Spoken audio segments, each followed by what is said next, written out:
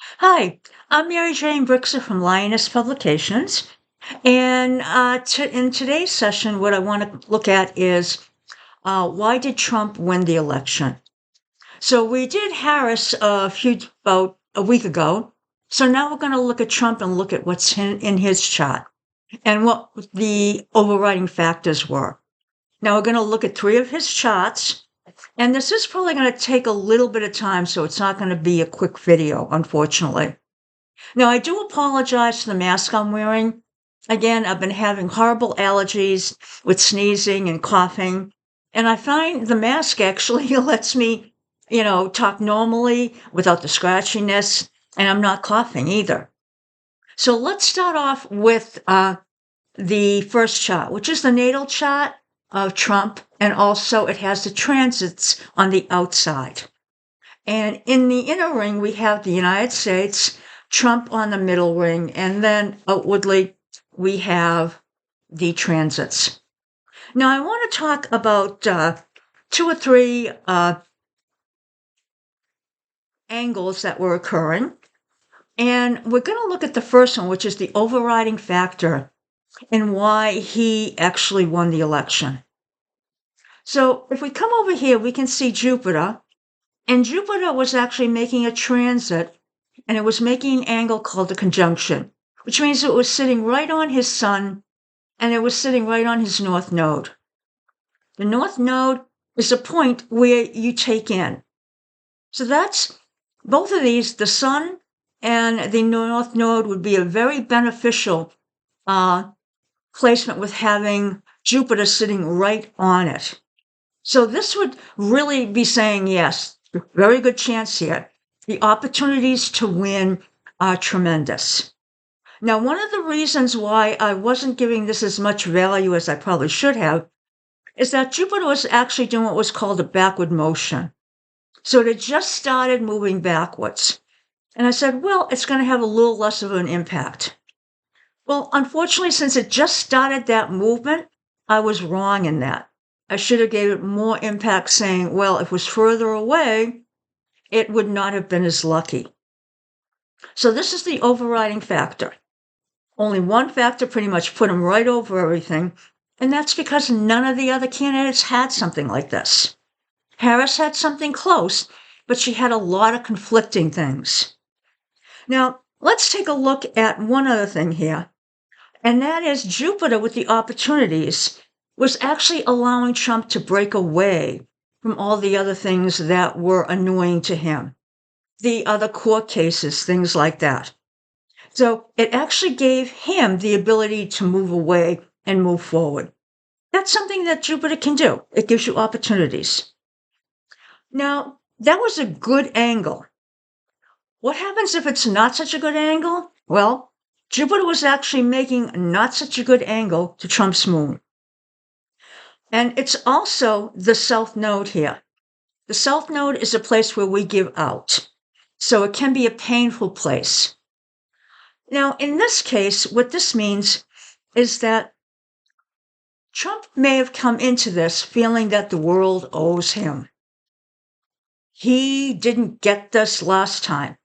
People didn't fight hard enough for him. So there's a lot of emotional baggage coming in here. He's sort of undisciplined. He can't control that. He can't tap it down. He's self-indulgent. So he wants to make people pay. He's demanding. So this is what now this is no longer in place now. He's moved on from that, but he still has, this is what he came into the election with on that day. Sort of like, he's got this great ability to win, but he also wanted to make people pay. And I just want to mention something about making people pay. It's not just the left. It's also the right. Anyone that didn't stand up for him, anyone that wasn't loyal, he's putting down as an enemy. So just be aware of that. So now let's move on to another point, and that is Uranus squaring Mars here, which is right there. So in this case, this happened last year, and it happened right around the July timeframe. In fact, it was happening right about the time he had the first assassination attempt. This is going to happen again next month. And by the way, I will be doing a next timeline for Trump because we've got some important stuff coming up in April. In this case, what happens is this type of angle, which is a square, makes people very angry, makes people, they're unrealistic. They may not be rational. So this type of angle still had a little bit that was hanging in around election time. So it would have made him rash, prone to anger.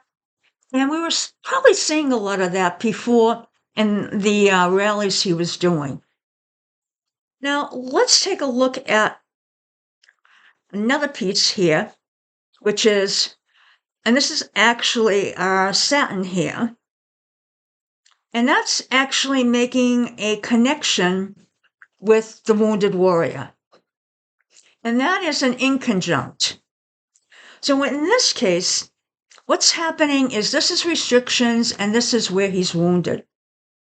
And everyone has a wounded warrior, but it's where we're touchy. It's where we can't do things in a normal fashion. It's where we have to try and get around things rather than going through them. So it's just sort of a sore spot in most people. This right here is, in effect, restrictions on this, which means that, in effect, this is going to be bringing out, and this is happening early in January, right after sort of the election period, it's going to bring out his need to have revenge. It's going to also bring out his suspicions. He's going to be very suspicious of people that are close to him. They're going to have to prove his loyalty, to Trump and Trump alone. It's also going to bring some unrealistic expectations from him. Now, there's one major angle or configuration I want to talk about here. This is happening right around Election Day. And that is when we have 2 points here, planets, Pluto and Neptune, making what's called an inconjunct to his ascendant, which is him personally, his physical being. And what happens here is this type of configuration is called a yod. Another term is the finger of God, which means it's actually pointing at him. But in a lot of cases, it's not positive. So now the thing with an inconjunct is you're not usually doing the action. What happens is it happens to you. So if we take a look at what's involved here, we see Pluto and we see Neptune.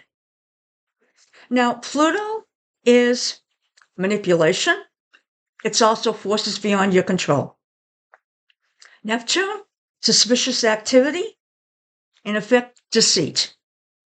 So this is an indication that there is a good likelihood, and this isn't happening in Trump's chart, it's not happening in Harris's, that there was some type of manipulation, deceit involved in him achieving that position of power. Now, I want to be sure to say that it doesn't mean he knew about it. He may not have known about it, or he may have known after the fact. An inconjunct usually says that you're not knowing what's happening, but people or forces were working to put him into power. And that's an important point to remember. Now, let's take a look at our next piece, which is the progression. Now, the progression, what we have here is we have Mars also making what's called a conjunction to the wounded warrior. Now, again, that's where we heard. The Mars is action. So this, in effect, is playing out right about now, and this indicates he's taking action against the people that made him hurt. And we're seeing it in the revenge. So it's revenge, getting back at people, organizations, things he doesn't like, people he doesn't like. Now, Next thing we have is Venus squaring Saturn, which is over here. Venus is your communities, your social connections. Saturn is restrictions. Now, this was happening a few months before the election. Now, this one means that he was feeling isolated. He was likely feeling depressed. He was abandoned. He was isolated from people. So this is giving you sort of a bit of a mindset why he is sort of in a place where he wants to get back at people.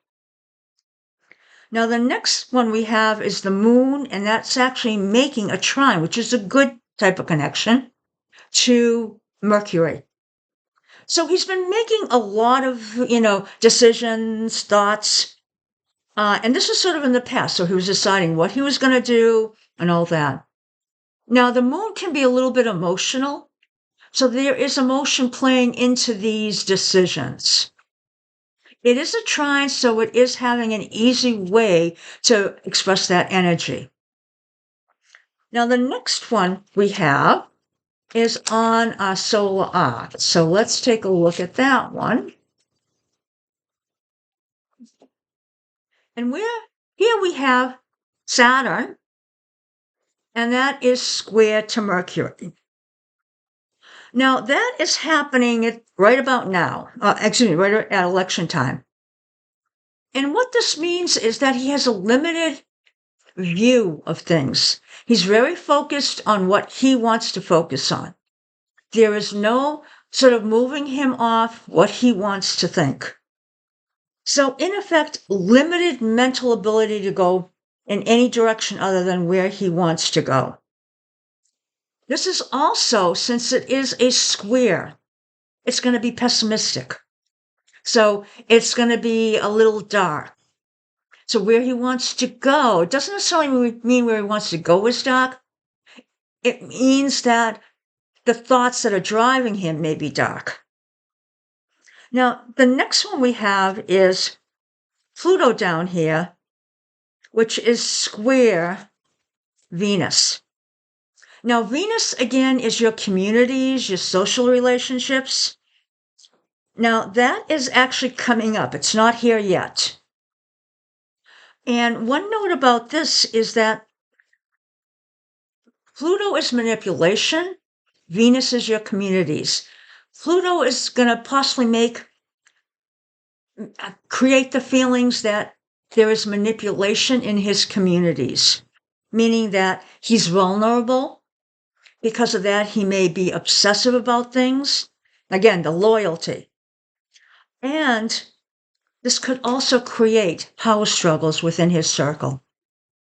So this is something, again, that I said is coming. So it's not quite here. It might have had a little bit of an impact during the time of his election, where people, and definitely after he was elected, people trying to vie for positions. People also, now, you can see that, there are power struggles between what companies or people should do when it comes to Trump targeting them. Now, the next thing we have, and the last, is Neptune making a connection to the South Node. Now, South Node is where we give out, so it's sort of like a sore point. Neptune is our idealism. It's also whether we're realistic or not. But it's also sickness, so health concerns. Now, I've been seeing health concerns for a while with Trump, since last year. Now, this indicates that, and this is a little past the point at the election period, so this could be that he did have a minor health concern. Could have been with the assassination attempt in September. That could have been this. But this is also something that's playing in because the effect sort of goes slowly away. So there is this possible feeling of vulnerability. So that covers the election day for Trump. At some point, I might come back and just do the election day in general, just so people can have an idea of what the focus was of the voters during the election. What were they looking for? Now, otherwise, I will also be coming back to do an April timeline for Trump, since he's president, and there is a few things happening this coming month to him that I think would be important to be aware of. Other than that, I hope you'll check out my website, lionesspublications.com, and I hope you have a great evening. Bye now.